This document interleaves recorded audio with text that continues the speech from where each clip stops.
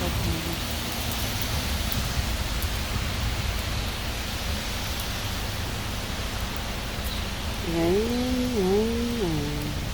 Hey, wait a minute.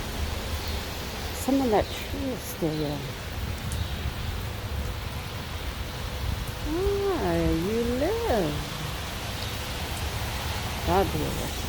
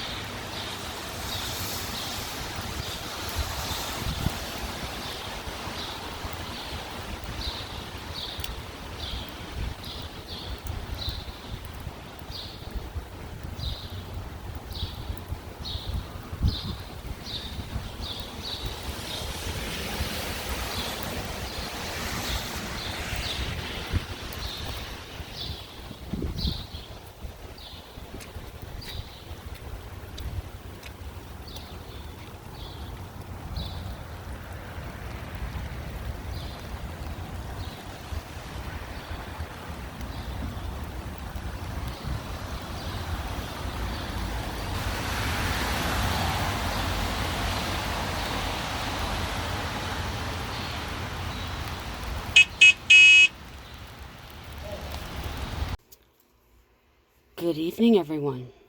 White Witch 110.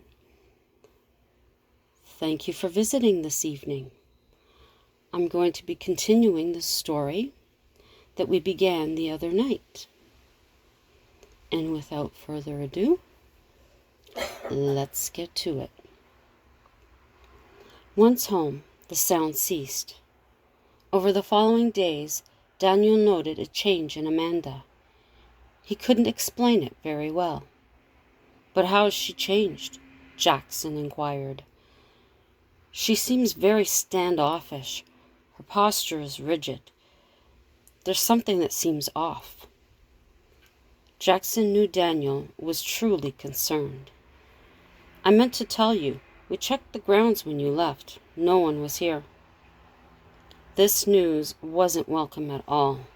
Matter of fact, Daniel felt worse after speaking with Jackson. He kept watch over Amanda as the days went by. "She's been keeping to herself, which is something she has never done before. Last night, she was in the yard talking to someone, but she didn't have her phone. I'm really getting worried." Daniel was at a loss to understand it all. Jackson inquired as to whether he had heard any of the conversation. "Yes." He paused. "It sounded like she was talking to a child." Jackson quickly recalled the experience at the swing. "I don't believe the spirit listened to her. You guys were followed home." Daniel had already considered that. "So what do I do?" "First thing, you need to confront Amanda. Get her to tell you what's going on. Then, I think you should take her back to the swing and leave the spirit there." He wouldn't admit it to Jackson, but the thought of leaving a child alone made him sad. Daniel couldn't do it. The thought was too much. "I'll let you know how it goes," he told Jackson. That night, after dinner, Daniel joined Amanda on the back porch. "She's here." Amanda knew. "I have to admit, when I told her to stay out loud, in my mind, I told her to come." She looked at Daniel, her eyes pleading for understanding. I couldn't leave her there alone. God knows how long she's been there. You took quite a chance bringing her here." "I know. I knew the spirit was a child and nothing else. There's a pure innocence to the feel." Amanda gazed out into the yard. "Jackson says we should take her back to the swing." Amanda's head whipped round. "We can't do that. We can't leave her alone out there. I won't do it." She crossed her arms. I told him the same thing. The couple sat in contemplation. Minutes passed as they sat in silence. "We at least need to try and contact her family. That's who she should be with. I realized you're attached to her." As much as Amanda hated the thought, she knew he was right. Daniel did the searching. He realized Amanda wouldn't. She would have 101 reasons why she couldn't. 2 days later, Daniel informed her of his findings. "Amanda? Her last name is Ogilvy. Her name is Ida. Her parents, Edward and Ella. They all perished when the ridge gave way. They were inside the house when it fell. The swing was in the front yard. According to neighbors back then, Ida loved the swing, spending hours on it. They were a happy family." "Then why isn't she with them?" Amanda asked. "Her body wasn't found for a week. Her parents were found in what was the hallway. Ida was found under her bed. The collapse killed her immediately. They believe Edward and Ella survived for a half hour.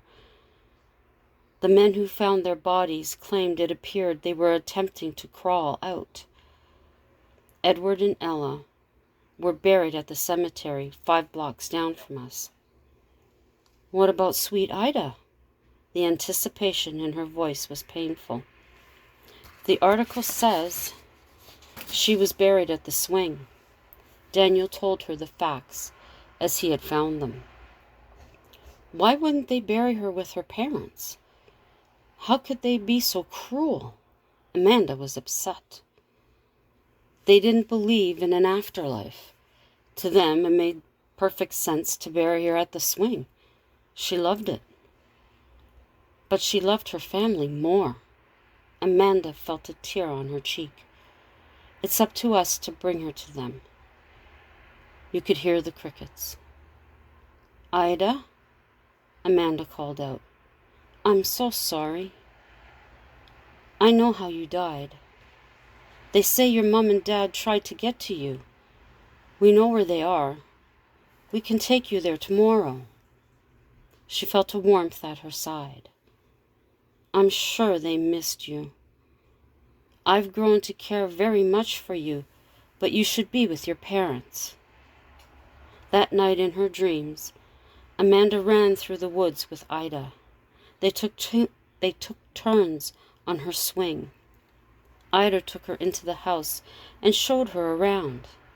The young spirit was excited to show her room to Amanda. They sat and played with her dollhouse Edward had made. It was for his daughter. As the dream progressed, Amanda became more of a spectator. She felt a rumble. heard the shouts of Edward and Ella. They were shouting for Ida to come to them as they ran along the hallway. She then seen Ida scared and crying. She ran and hid under her bed. In that second, the sound of cracking wood and falling plaster filled the air around her. Ida screamed for her parents. Then all was silent. Dust and dirt swirled in the air before resting on what was their beautiful home full of love and life. Amanda shot straight up in bed, crying and screaming, "No, no, no!" "Amanda, honey, calm down, wake up." Daniel shook her. "Amanda!" Her eyes flashed open, and she cried hysterically. "I seen the whole thing." She turned to Daniel. "Ida showed me the whole thing. We were having fun. She took me through the woods. We played on her swing. I was in her room. We were playing with the dollhouse her father made. The next thing I knew, I was watching it all." Her parents were calling for her, running along the hallway. Ida was scared. She hid under her bed, crying for Edward and Ella. She took a quick breath. "The sound, Daniel, it was horrible. My God, it was horrible. We have to take her to her parents. I felt their agony. No one should have to feel that." Although her body could not be exhumed, at least her spirit would reunite with them. Later that morning, Daniel drove to the cemetery. They inquired at the reception as to where Edward and Ella Ogilvy were at rest. The woman was polite and showed them on a map where they were located. Leaving their car at the reception building, they walked. Amanda felt the small hand of Ida slip into hers.